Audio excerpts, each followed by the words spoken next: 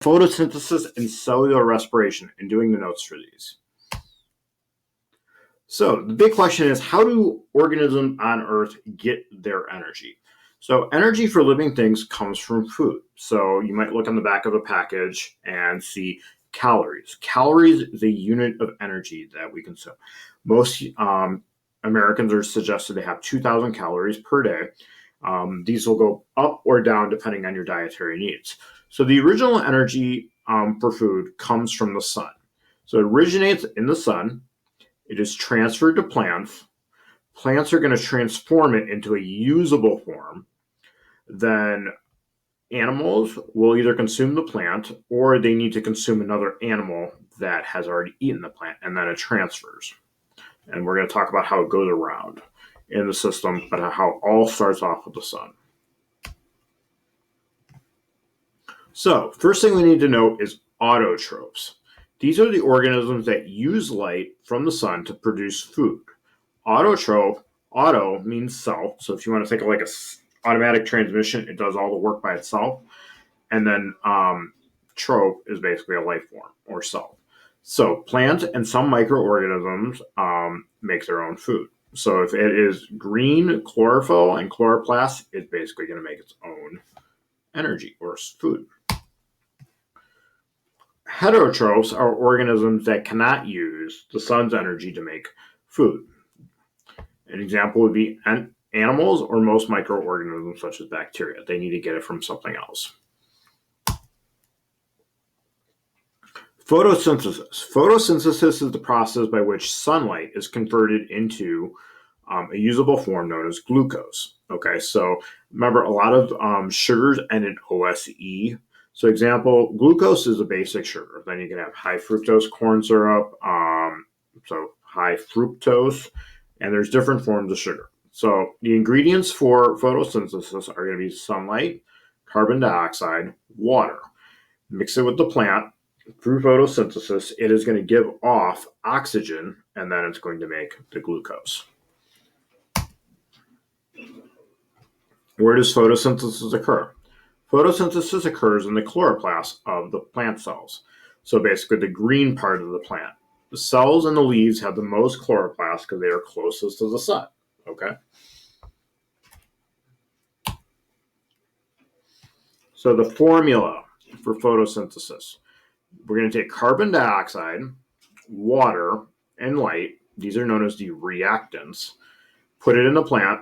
When the plant photosynthesizes, or goes through that process, it's going to make glucose, sugar, and it's going to give off oxygen. So where humans bring in oxygen and then we exhale carbon dioxide, plants are a little different. They use carbon dioxide, they basically breathe that in, and then when they go through photosynthesis, they breathe out oxygen.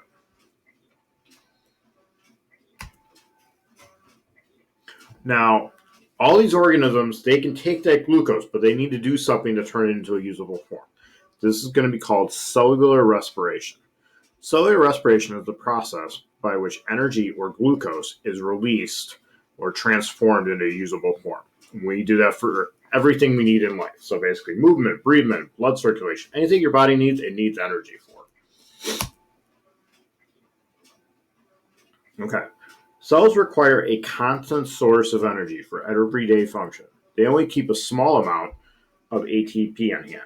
ATP is the energy that we use. So basically through cellular respiration, we take that sugar, turn it into a usable form known as ATP.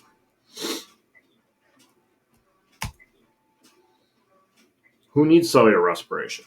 Cellular respiration occurs in all cells and can take place with or without oxygen. And it's going to take place in the mitochondria, or the powerhouse of the cell. Aerobic, so if you can think of like aerobic exercise, aerobic means with oxygen. Aerobic respiration requires oxygen. It occurs in the mitochondria of all cells, and this is the formula.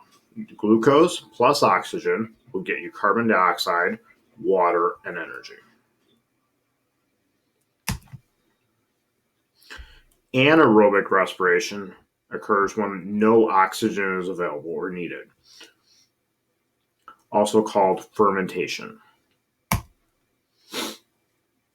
So fermentation is kind of an important thing for us. It's basically yeast takes in sugar and then creates basically the byproduct is carbon dioxide. So alcohol fermentation occurs in bacteria, yeast, and plants. It produces alcohol, carbon dioxide, and a small amount of energy. So when you eat bread, those little bubbles or the little holes in there, that's when the yeast let out carbon dioxide, basically a fart, and it goes in there. And then when we bake the bread, the yeast dies off, but we still get those air pockets. That gives pizza or bread its nice little texture. And basically, like if you have a sourdough bread, that's yeast in there that's been fermentating, and then kind of get that sour taste. That's what we get, the sourdough. And then finally, lactic acid. Lactic acid fermentation occurs in muscle cells. Lactic acid is produced when the muscles during rapid exercise, when they cannot supply enough oxygen to the tissue. This causes a burning